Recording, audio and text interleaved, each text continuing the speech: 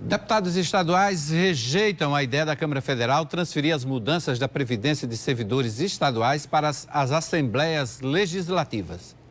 Deputados federais que compõem o chamado Centrão na Câmara Federal, sob pressão das bases eleitorais, resistem à manutenção dos regimes de previdência estaduais e municipais na proposta de emenda à Constituição. Eles não querem assumir o desgaste político de aprovar uma matéria considerada impopular em ano que antecede as eleições municipais. Muitos deputados federais devem disputar a corrida eleitoral do ano que vem para comandar prefeituras. Os deputados estaduais sabem que estão sendo observados em seus posicionamentos, em suas votações em plenário.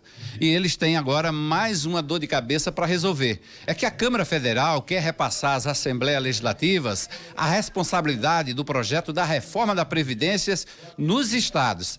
Aqui na Paraíba, os deputados estaduais estão rejeitando essa transferência de responsabilidade. Que nesse momento tem que entrar todos os estados, fazer essa coisa geral. Não adianta tapar um remédio e deixar outros ali abertos.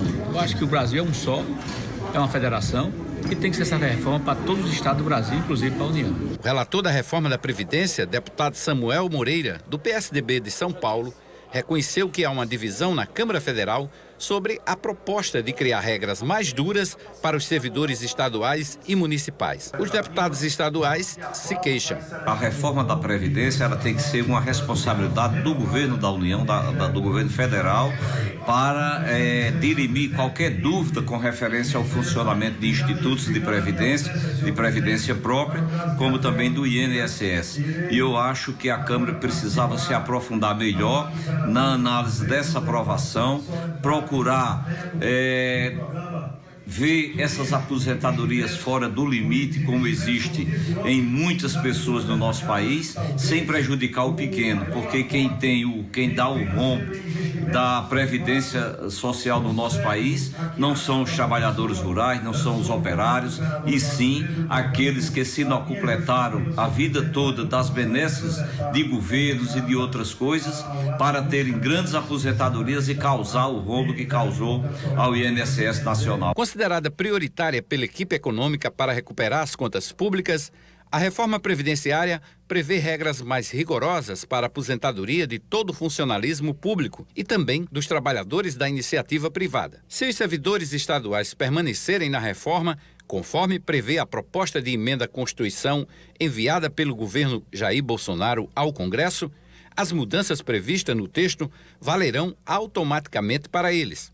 Do contrário, são as Assembleias Legislativas de cada estado que terão que aprovar leis específicas para os sistemas de previdência estaduais. Isso seria feito por meio de lei ordinária, que exige maioria simples das assembleias. Se vier para cá, nós não vamos fugir dessa responsabilidade, não. Iremos cumprir com as nossas obrigações tranquilamente. Ideal, e eu tenho visto isso, principalmente dos ministros da área econômica, de que aquilo que seria aprazível, aquilo que seria acordado, era que os estados e municípios estariam dentro também da reforma. Eu acho que eles estão tentando tirar um ônus de cima do Congresso Nacional, porque tem alguns deputados que nos seus estados têm dificuldade em votar favoravelmente à Previdência. Daí porque eu sou favorável de que lá no Congresso se vote de forma unânime. Até porque você vai transferir um problema, tirar um problema da União e passar para os estados e para os municípios. Governadores e prefeitos fazem campanha contra a reforma. A dificuldade de você não ter o tratamento igualitário é que você vai gerar previdências diferentes para cada estado. Se cada estado aprovar uma legislação diferente, você vai ter tratamentos diferentes, o que não é o bom senso, pelo menos, não diz que esse deve ser o caminho. Eu acho que a reforma tem que ser tratada de uma forma única. A PEC do presidente Jair Bolsonaro prevê um corte de 1,2 trilhão nas despesas públicas em 10 anos. Esse é o discurso do governo federal, mas nós sabemos muito bem que a reforma da Previdência, sendo aprovada e com a possibilidade de trazer ganhos reais de arrecadação, vai acontecer ao longo de um tempo, 10 anos, 15 anos. Não acontece de imediato. Não será a aprovação da reforma que vai mudar de uma hora para outra a economia do país. A economia não dá uma resposta dessa forma, tão rápida. Nós esperamos, claro, que haja aprovação de uma reforma que seja justa, de uma reforma que trate as pessoas que que tenha condições de trabalhos diferenciados de uma forma diferente, mas que evidentemente a gente sabe que não vai fazer uma mudança instantânea na economia do país. E ainda sobre esse tema, o governador João Azevedo pontuou alguns itens da proposta da reforma da Previdência que ele tem restrições. Previdência assim chamada, simplesmente com um título de capitalização entre o empregador e um banco, sem a participação do poder público, sem a participação do empregador, realmente não existe. Isso não dá segurança absolutamente nenhuma para o trabalhador.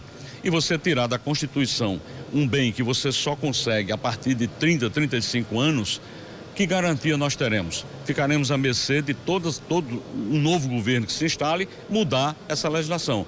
Então, eu acho que tem algumas coisas que precisam ser ajustadas. É evidente que a reforma da Previdência se faz necessária. O que precisa ser discutido são as bases. O governador também espera que nessa discussão o rombo das previdências estaduais seja discutido e se encontrem formas de compensar os estados. Hoje os déficits estaduais somados atingem 76 bilhões de reais. E a gente precisa ter uma forma de gradativamente ir reduzindo esses déficits para que no futuro, isso é a longo prazo, não há como fazer isso de imediato, mas temos que criar um fundo, temos que criar algum mecanismo para que faça um encontro no futuro desse déficit com a realidade.